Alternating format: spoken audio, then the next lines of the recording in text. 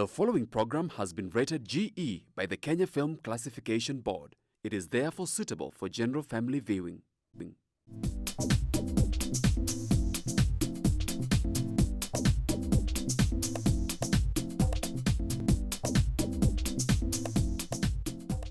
Hello viewer, a happy new year.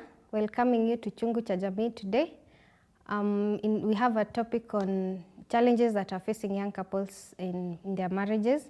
I'm welcoming you to join our conversation in our social media handles, that is GBS TV Africa on Facebook, YouTube and on Instagram. And also join us on our SMS line with your comments and any questions that you do have on 21144. You're most welcome. I'm joined by two beautiful ladies with me here, and I'm going to introduce them, and they're going to even tell us who they are and what they do. You're welcome. Thank you. Hello viewer, my name is Wairimu Peris. Thank you so much for joining us today. Happy New Year. And I'm so glad to be in this show today, talking about challenges that we are facing as a newly wedded couple. I've been in marriage for 1 month and 2 weeks now. I'm ending my 2 weeks today. So I'm glad to be here and talk about the challenges that I have faced during this 1 month and a half. And I believe because we all have challenges from birth to death, so I believe that there are those challenges that even this 1 month I've faced, and I believe we are going to also see how we have been solving them as a couple, and also maybe we can receive guidance also on how we can solve them even better. So thank you so much and feel welcomed. Thank you. Thank you very much. Thanks, Kate, for having me. My name is Gaki Njero. I'm a marriage mentor or marriage coach, and having a passion for family, and been married for 12 years. And I wouldn't say that I know it all, because there are those who've gone ahead of me as well, but we are in the process of learning. And I believe we are going to have an awesome show talking to the young couples and encouraging them to stay in marriage, because that's the idea, to stay in marriage and nurture good families. And I think about the challenges that most people face, it's because of lack of preparedness. Mm-hmm. She was prepared and she actually looked forward to getting married. And we are quoting, we try to hide some things. We tend to show our good side. I can say good side because maybe there is not that good side. And we tend now to only focus on the good things. You want to make him happy. You want to make her happy. And that tends to focus mostly on feelings, and we forget to deal with the true us. Mm-hmm. So this time especially, I can say it's my time of discovering him. Mm-hmm. Learning his true nature. When you're dating, you're used to meeting him when he's clean, when he's smiling, So this time, you want to know how do you get to cleaning? Sure. How do you wash yourself, How often do you wash yourself? And this is now when I'm discovering him.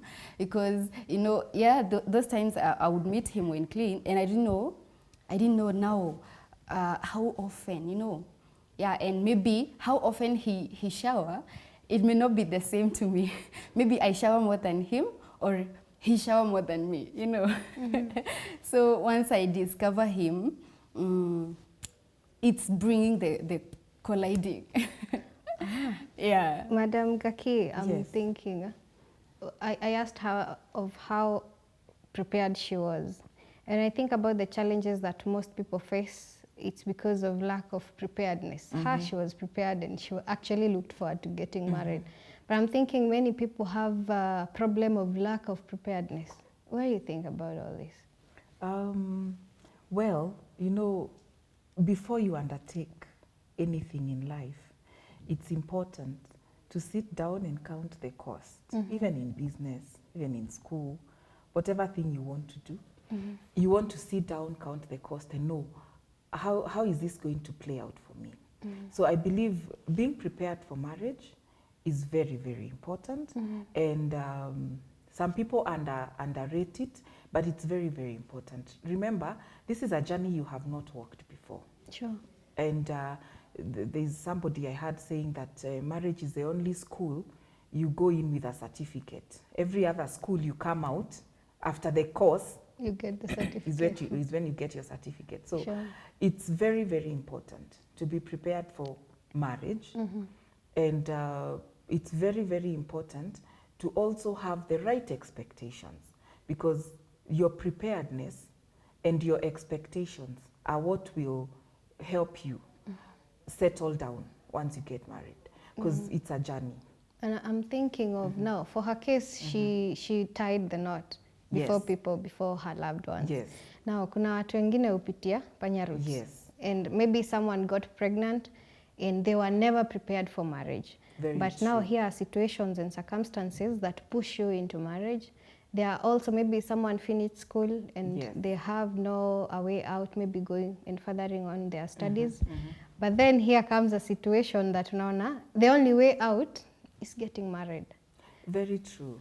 We have such scenarios because, well, there's a pattern for there's how would I say? Maybe there's what we expect, the process of how to enter marriage, but you may not have gone through that process. But either way, you find yourself in a marriage setup.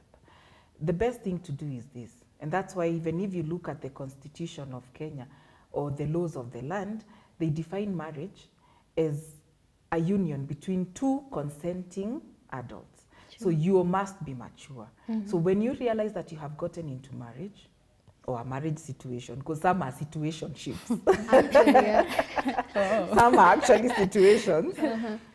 When you realize that that is the situation you are in, it's important, because you're an adult and we are assuming you're mature, it's important to look for counsel or that preparation, what should have happened when you should have, the first time, in as far as counseling is concerned, it's important to look for that information. It's important to submit yourselves to people that can walk you through that journey. A person like yourself. Yes. You said you're a coach. Yes, a And person you've like talked myself. of counseling. What is the difference? It can be a person like myself. It can be your pastor. It can be your parents. Okay. The most important thing is get the information.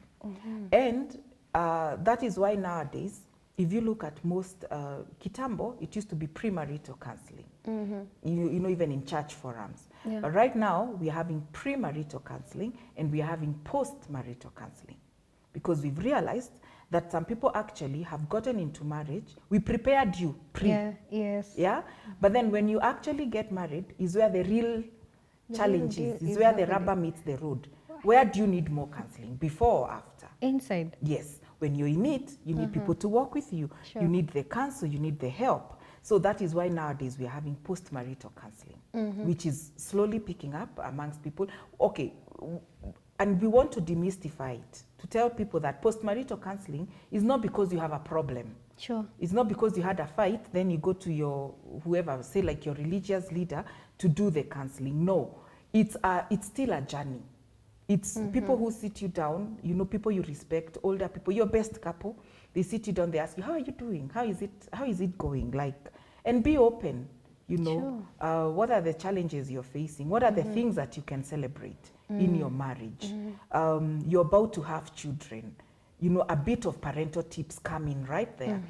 Before you get married, you may not be given parental tips in your premarital classes. But once you're there, you may need the parenting tips.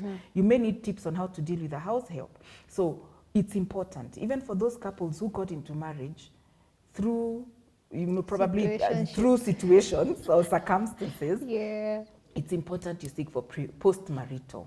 Because I'm thinking this kind of counseling and guidance will help you set your mind and help you settle into the marriage without having to break it or, you know, carrying burdens that you don't need to carry. Yeah, and let me tell you, Kate, nobody gets into marriage hoping ati wataachana. I'm telling you, it's true.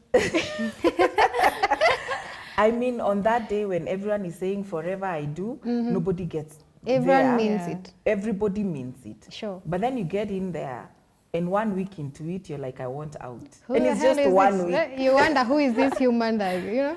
Yes.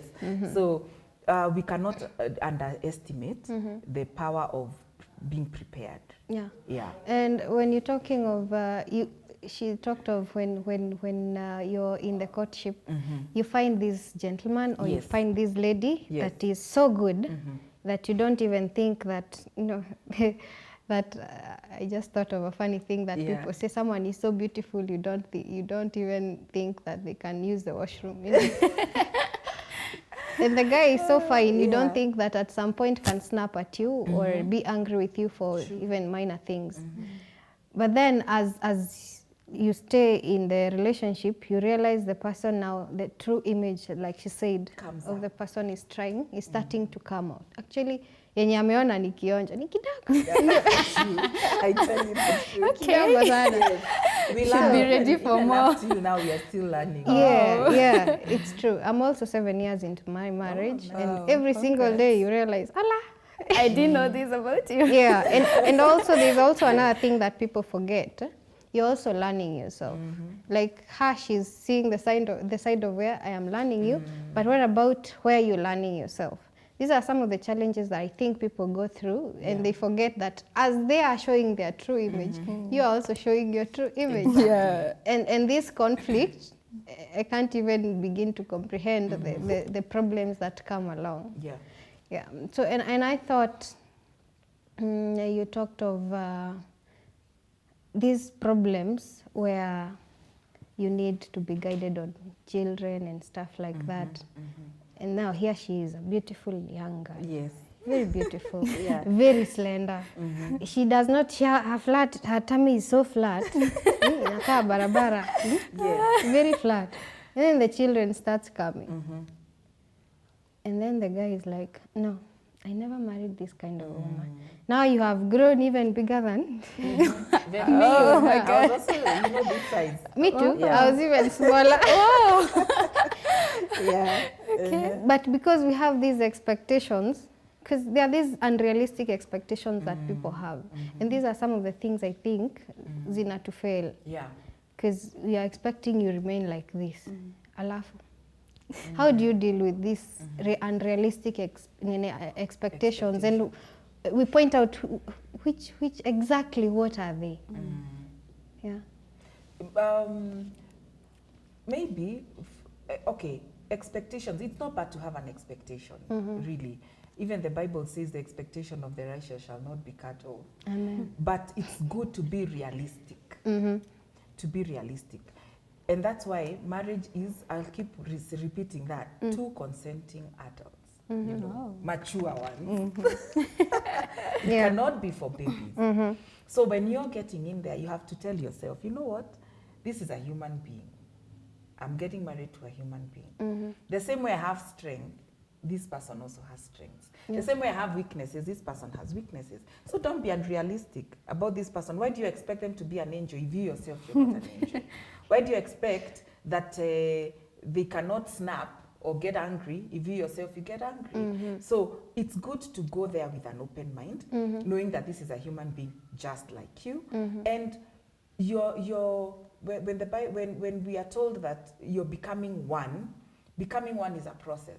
So you expect to rub shoulders, you expect, you know, before the surface becomes smooth for you to gel, there's a lot of rubbing. Sure. So that is expected. But some of the expectations really are unrealistic. For example, you get married to somebody and you expect that within, let me give an example, like within an year, they will buy you a car, they will buy you a house, or they will get this promotion and there will be all this money in the house. Or even we'll have a baby. Or or in 1 year we will have a baby. Some of those expectations are not dependent on the two of you. Sure. They are outside forces. Sure. For example, having a baby. You may try to have a baby, but you know, God decides, you know what, you guys, It's a I'm wonder. giving you time to know each other. Then you realize year 1 baby is not coming, year 2 baby is not coming, you know? Or you may expect that this guy, you know, a certain couple that got married and within 1 year they had built a house. So you start telling your dude, hey, Maze, you're not working hard. By now we should be having a house. You know, very unrealistic things. It can happen. Sure. We don't deny that. It can happen, but be real.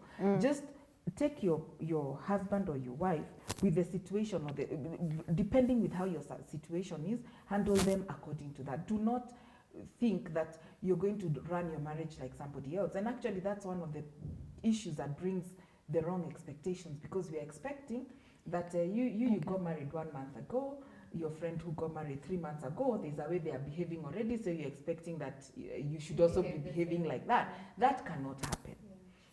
Run your marriage in the way God wants you to run it, between the two of you. You know those things you used to tell each other when you were having your coffee, that, hey, Mazemi, you know, I would want this, I would want that. When you get there, then be the two of you. Stop now bringing in other people, you know, and enjoy marriage for the two of you. Talk about it. Agree what we want. That way it will be easier to handle the expectation. Maybe she can tell us some of her expectations that she had when she was getting married. Because I know they can be interesting. We'll come back and listen to them. For now, we'll take a short break, and then we'll come and listen to the expectations that she had. Yes. Yeah, let's do.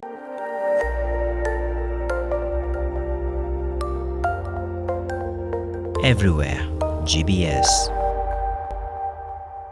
We are continuing with our conversation on challenges that young couples face in their marriages.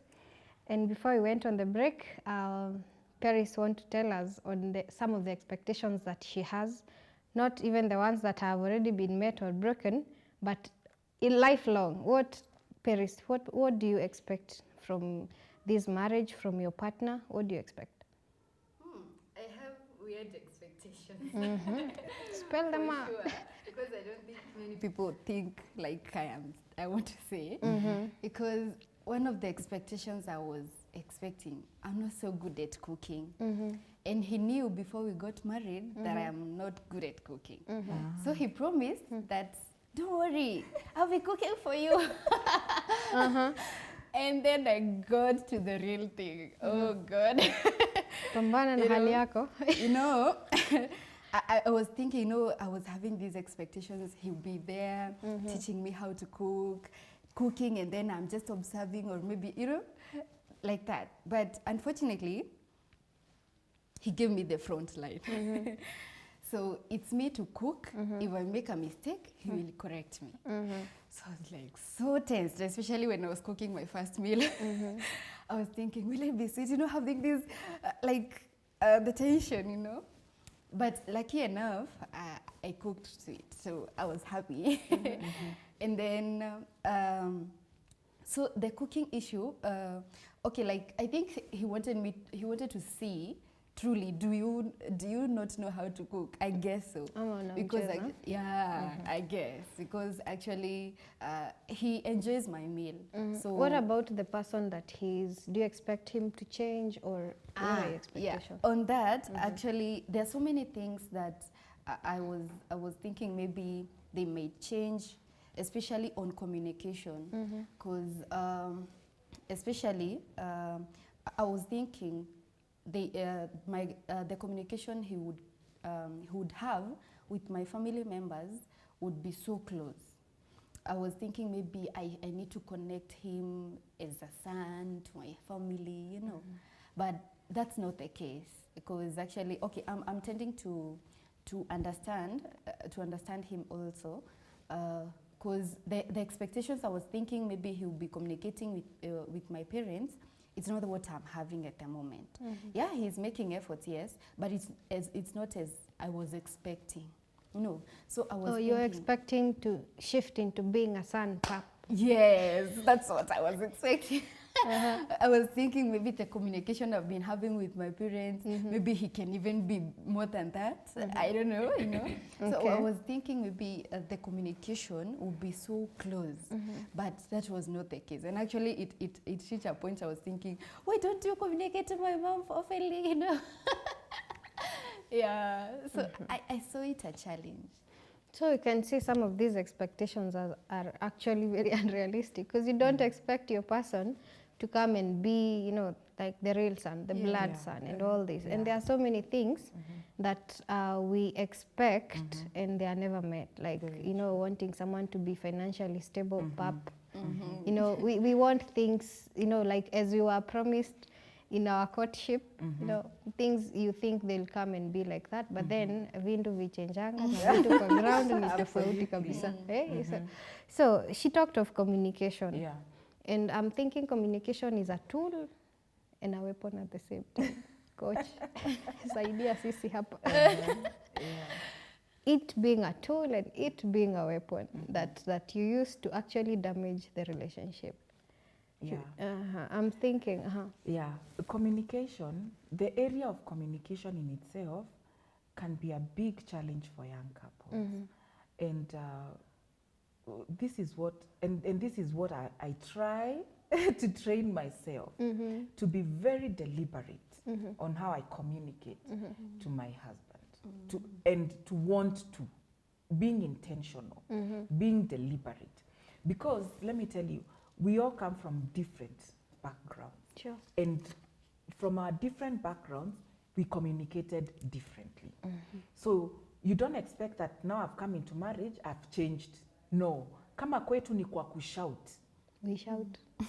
When one person is in the other room and you want to talk to the other person in the other room, there are families that shout, hey, and it's not quarreling, it's just shouting. Okay. They are used to that environment. Yeah. There are other families whereby you want to talk, be very precise and to the point. Aya, wengine now they believe if you want to handle anything, call for a family baraza. You talk.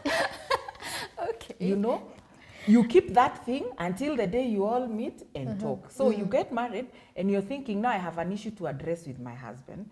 For example, anaacha socks zake chini. So I won't comment. I will wait until when we all have that meeting and talk. You know, family, different communication styles for different people. Sure.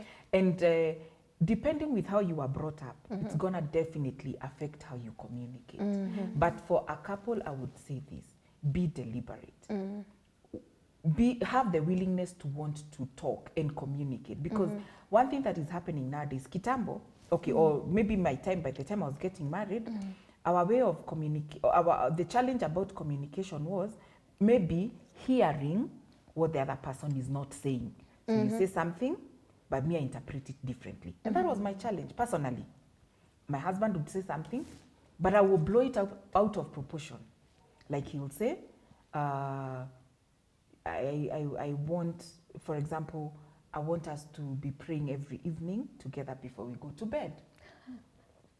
And me, I'll be like, oh, so now you think I'm prayerless. And or actually, that's what most women are. Eh? You blow it out of proportion. Oh, so you want to say that ni mimi nakurudisha nyuma, siombangi kwa hii nyumba. You know? Wow. You understand? You blow it out of proportion. Yeah. But the young couples you're having nowadays, you know, by the way, there's a big difference between what marriage was a few years ago and today. I mean, things have totally changed. So the young couples you're having today, maybe it's not the issue of misinterpreting. It could be the issue of not wanting to communicate at all. We are in this hatupangwingwi generation. You don't want to be pangwed. Your gadgets have taken over your communication. You want to vent, you go online. Instead of venting to the person here who kasirisha you, you'll go online. Men of nowadays, they think, quotes, is that quoting coaches? And you're referring to the man that you have next to you. Oh no. Oh my God. 2022, we are cutting off toxic men or people, or you know? And it's a person that's next to you. You basically don't want to communicate to the person next to you and tell them what you feel. That's the challenge we are facing nowadays. Sure. Then, another problem that is happening with the young couples today, in as far as communicating is concerned, is the same issue of not wanting to communicate to the person mwenye amekukosea ama mwenye una feel you need to communicate to, but you have 1,000 other friends that you want to talk to. So before actually your husband knows amekukasirisha ama he has an issue you need to address, all your other BFFs know. BFFs, they all know before him. You get. So we need to be very deliberate about talking to the people next to us. And of course, communication is a whole topic, how to communicate. You know, even issues about communication being the bigger percentage. I think they say 70% is non-verbal. Yeah. 30% is what you say with your, is verbal, is what you say. 70% is the body language, is how you make the facial expressions. I can tell whether you're listening to me when I'm talking to you, depending with how you're behaving. Before I even open my mouth to speak, I can already read you can read my body language. And that is a bigger part. And that is what happens even in the marriage setup. You want to handle an issue in your marriage, and your husband can look at you the way you've been singing, the songs you've been singing, and then you're moving your body in that house the whole day. He can tell, if I dare talk here, I'm done. Now communication will be the weapon. You know, it's no longer a Easy. tool. So communication is very broad. But for young couples, let me tell you this: decide to communicate. And force yourself. And to actually, I think speak. people can create their own culture in their own homes. Yeah. Because like you said, we were brought up in different situations, in different areas. We were socialized differently. Kuna wenye wana shout, like you said, na wenye wako all calm and everything. Now we are here, we are two people. We can create our own culture, how we shall be communicating. Don't go writing on social media. If you have a problem, tell it to me direct. Yes. You know, and there's also that where I need something, I like my things and my things done in a different way. And then you assume that since we are in love and we have been courting, you know me, you assume that this person already knows what you want. What you want. Yet Never you're make not communicating. Yes. You know? Never make assumptions when it comes to communicating. Be open with what you want. Be forthright. Say it as it is. But say it with grace. Yeah. Deal with the other person with grace. Even the Bible says, deal with each other with grace. Yeah. Even husbands are told, deal with your women with grace. So how you say it matters a lot. Sure. Yeah. But you have to say it. You cannot bottle up. We're in a generation where there's a lot of depression. And all this depression probably is because of dissatisfaction. My needs are not met. And why are my needs not met? Because I haven't communicated them. I haven't said what is inside me. You need to communicate. You also need to create a safe place in your home where somebody knows whatever I say will not one day be used against me. Because that's another thing. It will not be used against me. Because I may tell you, by the way, I have a problem with, like your husband genuinely comes and tells you, you know what, I have this problem with my boss. Every time he gets onto my nerves. And me, I feel like quitting this job. And then you discuss it and talk about it, naishe. Then one day when you're annoyed, that's the phrase you'll use. No wonder, even your boss doesn't like you. No. It's because of your attitude. It's because of this. You know, you have to make sure your spouse, and I'm using husbands here because we are all ladies, but it goes for Both husbands ways. and wives. Yeah. Do not use whatever you are told against that person. Make sure that person feels safe with you. Probably that's why sometimes our husbands are not sharing stuff with us. They bottle it up. They look for their, men's club and all that to go and talk, because we are not creating that safe space. We are not a home. Yes, we are not at ourselves. home. They should feel safe with their secrets when they talk to us. They should feel, enyewe, if I tell my wife, I know she will support me. Yeah. Paris, I'm thinking, have you had an argument for the short period or for the long period? Yeah, sure, especially on that communication, because mostly, I talked about discovery. So I discovered something he do and I don't like. So we argued. And in me, when I'm angry, I tend first to be silent on something. Or maybe if I see like we are arguing, I tend to go silent. And then after coming down, I can speak now openly to someone. That's a very good character in a woman.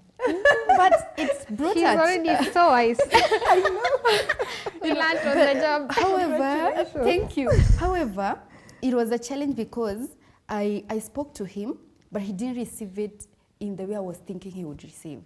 So we argued again. So this time, I tended not to just be silent on it. So I spoke to my closest friend. So I went and talked to her and told her everything that had happened, bit by bit. Because, okay, I was used to that with her even before marriage. So I was thinking it will help me. And actually it did. So she shared with me how to sew, because she has been in marriage for 7 years. So she had also gone through such a challenge. So she gave me an example of herself and how they came out of it. And I was like, wow. So also me, I'll come out of it for sure. However, my husband don't want to share family matters with somebody. Out there, a third party. Yes. So wow, I was like, she saw us talking, as in he saw us talking. So later on now when we are talking, we are just okay now, Then he raises the issue now of sharing with a friend. Unamtangaza. Yeah. So he was like, family matters, let us solve them within. Don't involve a third party. Yes, I saw actually even the explanations that he gave me, they are really good to go for. Wow, you Yeah. people are very wise. You're willing to solve your issues. Because the fact that she'll be able to keep quiet and think through a matter before raising it up. Some of us, we've learned that the hard way. The initial days was you deal with it when it is hot. And your way of dealing with it is not even at a discussion. I used to do like that. I used to do like that. At some point I was told I was very undiplomatic. So I saw it so problematic, for sure. When I was now single, I was doing like that, solving things. We start it, we deal with it, and we finish in the heat of the emotion. But however, I saw it so like being a bigger burning bush when we deal with it there, because now we are bringing in feelings, emotions, So I thought maybe instead of waiting for people to change, let the change start from. Very wise. Yeah. Coach, I'm thinking one of the major challenges, another major challenge that couples face is constant arguments. Not even now communication, constant arguments. Yeah, you find that now you are so much in love, but every time you see someone, it's like an onion. You just switch off, because every now and then you're not able to step back, calm your emotions and then speak. Constant arguments that are even pushing people outside of their marriage. The reason why people will have constant argument is because it all goes back to communication. Basically, every little challenge in marriage kinda always traces itself back to communication. Why you will have constant arguments is because, one, you sweep things under the carpet. You've heard of the phrase, sweeping things under the carpet. Anytime you have an issue, you never conclude it. Okay? So you come again tomorrow. So yesterday we were dealing about, say, you came home late. As the lady, you came home late, you didn't call, you didn't explain. So he zushad kidogo, you didn't even apologize. Somehow it died off. Amkuimaliza, we achana na mimi, hizo ni stories zako. So he keeps quiet, you keep quiet, nobody has handled it. You sweep it under the carpet. Tomorrow, you say, for example, you forgot to iron his shirt and he had requested you to iron his shirt. Then you forgot. Yeah? Then when you're telling, oh my God, I'm so sorry, I forgot to iron your shirt. Wacha nikupigie pasi mbio kabla uoge nitakuwa nimeipiga pasi. Then it's like, no. Remember him, he still has an unresolved issue. You came jana night late, you didn't apologize, you didn't say nothing. So he goes there, he says, no, ungekuwa home jana mapema, hungesahau kunini shati yangu, na da and all that. You know? So you do not conclude on your arguments. So definitely any new thing arising, it will pull out, the kadati closet, ama what do they call it? The can of worms. Ukishaifungulia hivi zote zinatoka. So it is very important, don't be sweeping things under the carpet. If you have to handle an issue, handle it completely. Try your best. You may not conclude, but make sure if it can't end, na kabisa, you're looking at a situation here and you're seeing this one is not ending. Swallow your pride and apologize and say sorry. That way, it will soothe the heart, or, at least it will soothe your wound or something, or it will give you a chance The next time when you discuss about this thing, the damage will not be so bad. Sure. But hiyo kusweep vitu under the carpet, definitely, it's creating room for constant arguments. Okay. Yes. I see time is not on our side, and I would want us to give a parting shot for now. But then we have an episode 2 because it is so wide, so that we can also tackle it exhaustively. Yeah. Sure. So kindly, your parting shot. Thank you. Thank you so much first for also hosting me, and I'm so glad also to have had a coach also discussing the matters in marriage, and actually it's a preparation for the future because yes, I have a long way to go also in marriage. I have already gotten my certificate, so I have to be there till the end, you know. Yes. Yeah, so thank you so much, viewer, for being with us today. It was such a nice show, for sure. And actually, I really want to also be there during the second episode. It's such a nice one. I loved it, and I hope we can also get more also of Coach. I heard she has a lot of information. They're so interesting, and they're also so educative. So thank you so much. All right. Glad to be here as always, and let me say this, that marriage works, and for any young couple that is struggling, just know these are just the teething problems of marriage. There's always a starting point for everything. Creating foundations is not easy because right now is when you're laying the stones of foundation for your marriage. So don't give up, even if there are those challenges that are cropping up, don't give up.